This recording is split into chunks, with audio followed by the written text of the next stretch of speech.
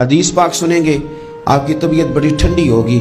میرے نبی پاک صلی اللہ تعالیٰ علیہ وسلم ارشاد فرماتے ہیں کہ جو بندہ سوال سے بچنا چاہے گا، ارادہ کرے گا اللہ میں نے کسی سے نہیں مانگنا، فرمایا جو سوال سے بچنا چاہے گا رب اسے سوال سے بچا لے گا، اور جو لوگوں سے بے نیاز ہونا چاہے گا کہے گا یا اللہ مجھے دنیا داروں کا محتاج نہ بناؤ، اپنی بارگاہ سے عطا فرما۔ جو لوگوں سے بے نیاز ہونا چاہے گا اللہ لوگوں سے بے نیاز کر دے گا، اور فرمایا جو صبر کا ارادہ کرے گا اللہ اسے صبر کی توفیق بھی عطا فرما دے گا۔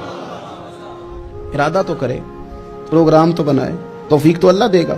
جو صبر کا ارادہ کرے گا اللہ صبر کی توفیق بھی عطا کر دے گا۔ اور حضور صلی اللہ تعالی علیہ وسلم فرمانے لگے یاد رکھو کسی بندے کو جو بہترین تحفہ دیا گیا ہے نا، اگر کسی کو کوئی بہترین عطیہ ملا ہے تو پھر اللہ تعالیٰ نے اسے صبر عطا فرمایا ہے۔ یہ بہترین تحفہ ہے، اس سے زندگی سنور جاتی ہے، اس سے انسان باوقار اور مطمئن ہو جاتا ہے، اس سے اس کے شب و روز آسانی سے بیتتے ہیں، وہ دنیا کی پگڈنڈیوں سے آسانی سے گزر کے اللہ کی بارگاہ عالی مرتبت میں سرخرو ہو کر حاضر ہو جاتا ہے۔ لیکن اگر بے حوصلہ ہو، صبر نہ ہو، پھر نقصان روز بروز بڑھتا ہے۔ اور پھر میرے رسول پاک صلی اللہ تعالی علیہ وسلم ارشاد فرماتے ہیں کہ اصل بات یہ ہے کہ اللہ تعالیٰ نہ کسی بندے کا درجہ بلند کرنے کا ارادہ فرماتا ہے، لیکن اس کے اعمال اس طرح کے نہیں ہوتے کہ اس کا درجہ بلند کیا جائے۔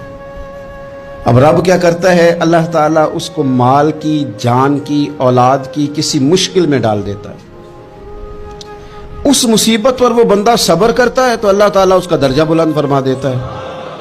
اعمال اس قابل نہیں تھے کہ درجات بلند ہوں، وہ اعمال کی بنیاد پر نہیں کر سکتا تھا تو اللہ نے کسی مشکل میں ڈال کے نا اپنے فضل سے درجہ بلند کر دیا۔ اب جو راہ طریقت کا مسافر تھا، جو سلوک کی منازل طے کر رہا تھا، جو اللہ رسول کے قریب جانے چاہ رہا تھا، اس کے لیے کتنی آسانی ہو گئی کہ مجاہدہ تو زیادہ نہ کر سکا، کثرت سے نفلی صوم و صلات کا بندوبست تو نہ کر سکا، تھوڑا سا صبر کیا، رب نے اپنا اور اپنے محبوب کا قرب عطا فرما دیا۔ تو یہ تو آپ صبر کرنے کے لیے جب نکلے ہیں تو آپ نے تو رب رسول کو پا لیا ہے۔ یہ صبر تو وہ والا سفر ہے جس کی جو منزل ہے وہ اللہ رسول کا قرب ہے۔ ہم لوگ تھوڑی تھوڑی باتوں میں حوصلہ ہار جاتے ہیں، صبر چھوڑ جاتے ہیں، پریشانی بڑھ جاتی ہے، پتہ نہیں ایسے محسوس ہوتا ہے کہ جیسے یہی بندہ دنیا کا سب سے دکھی بندہ ہے۔ تو ایک تو یہ کہ ذاتی حیثیت سے صبر کرے، ایک یہ کہ پھر دشمن کا جب مقابلہ ہو، آمن نصبرو و صابرو، آپ کا جب مقابلہ سامنے کسی کے ساتھ ہو